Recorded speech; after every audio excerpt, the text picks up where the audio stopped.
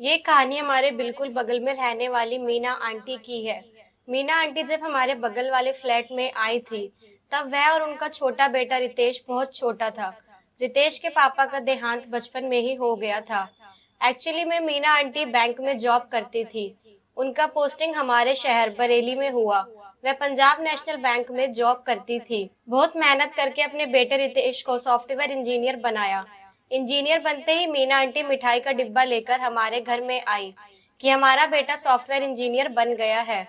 वह अब बहुत खुश थी। अब वह अपने बेटे रितेश की शादी के सपने भी देखने लगी थी।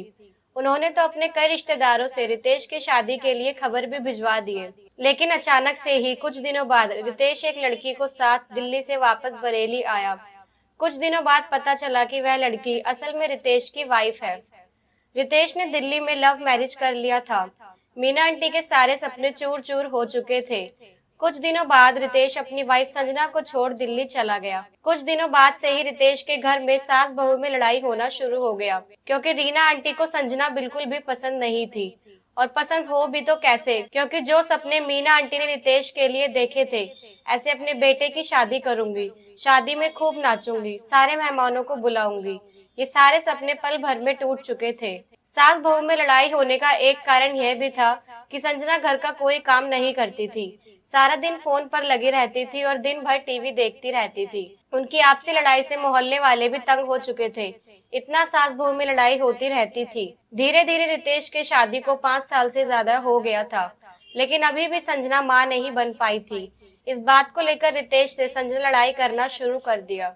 अब रितेश संजना को बिल्कुल भी पसंद नहीं करता था।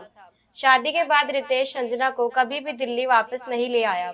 किसी न किसी बहाने से उसे बरेली में ही रखता था।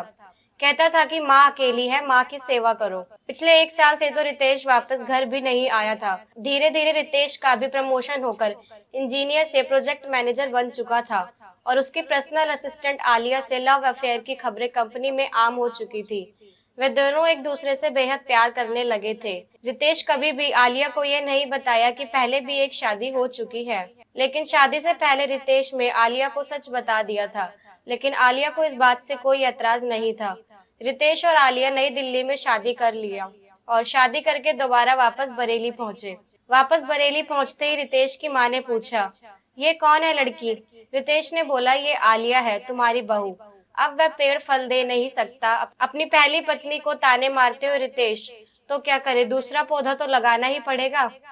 तब तक संजना भी वहां आ चुकी थी और ये सब जान जैसे संजना के दिल पर पत्थर मार दिया हो किसी ने। ऐसे सुन हो गई थी कुछ देर के लिए। अब संजना को समझ नहीं आ रहा था कि वह करे तो क्या करे। संजना को यह बात समझ में आ गई थी, रितेश उसे वापस दिल्ली क्यों नहीं ले जाना चाहता था, क्योंकि उसका आलिया के साथ अफेयर चल रहा था। लेकिन रितेश की माँ उसका साथ नहीं दी, बल्कि वह और भी गुस्सा हो गई। औरत को खेल समझ लिया है, एक से शादी करो और मन भर जाए तो किसी और से शादी कर लो, तुम्हारे लिए शादी मजाक होगा। रितेश की माँ ने बोला कि माना कि मैं संजना से प्यार नहीं करती हूँ, लेकिन मैं उसे नफरत भी नहीं करती। ये तो मेरी बहू ही थी जो 1 साल से जैसे भी हो देखभाल तो किया। तुम 1 साल में वापस मुड़कर भी नहीं देखे कि तुम्हारी माँ कैसी है। फोन भी तुम 15 दिन में एक बार करते थे। तो अब तक मेरी देखभाल किसने की? संजना ने की। और मैं ये कभी भी बर्दाश्त नहीं कर सकती कि संजना की जगह कोई और लड़की ले। रितेश साफ साफ अपनी माँ से बोल दिया। मुझे लगा तुम संजना को पसंद नहीं करती हो तो तुम आलिया को बहुत जल्दी अपना लोगी। रितेश की माँ ने बोला, ये कोई खिलौना नहीं है, ये पसंद नहीं आया तो कोई और खरीद लो। संजना तुम्हारी बीवी है और इसको मैं इसका हक दिलाकर रहूंगी। रितेश बोला, कुछ भी हो जाए, अब मैं संजना के साथ नहीं रहना चाहता। मैं पहले से ही तलाक के कागज बनाकर लाया हूँ और इस पर साइन कर दो। यह खबर सुनकर तो संजना के सामने मानो उसकी दुनिया ही उजड़ गई। वह हृदय से कितना प्यार करती थी रितेश के लिए। उसने अपने घर परिवार सब कुछ छोड़ दिया था। बड़े शहर दिल्ली को छोड़कर एक छोटे से शहर बरेली में आकर रहने लगी थी। और रितेश ने क्या किया उसके साथ? धोखा। क्या अगर वह माँ नहीं बन सकती है तो क्या रितेश दूसरी शादी कर लेगा? ऐसा सोच ही रही थी, तब तक रितेश की माँ ने संजना के पीठ पर हाथ देते हुए बोला, बेटा मैं तुम्हारे साथ हूँ और मैं तुम्हारे साथ कभी भी अन्याय नहीं होने दूंगी। मैं चलती हूँ तुम्हारे साथ किसी वकील के पास।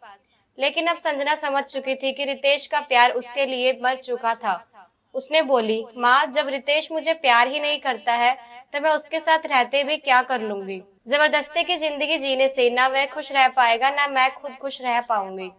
इससे अच्छा है कि मैं वापस दिल्ली अपने माँ बाप के घर चली जाऊं। लेकिन वहां भी जाऊं तो कैसे जाऊं? वहां से तो मैंने सारे रिश्ते तोड़ के यहाँ आई थी। रितेश की माँ बोली, बेटी जब तक मैं जिंदा हूँ तब तक तुम्हें कहीं जाने की जरूरत नहीं है। आज के बाद ये घर छोड़कर हम चले जाएंगे। हम माँ बेटी दोनों एक साथ रहेंगे और मैं करूंगी तुम्हारी दोबारा शादी। कुछ दिनों के बाद रितेश की माँ ने संजना के लिए एक अच्छा सा लड़का देखकर संजना की शादी कर दी।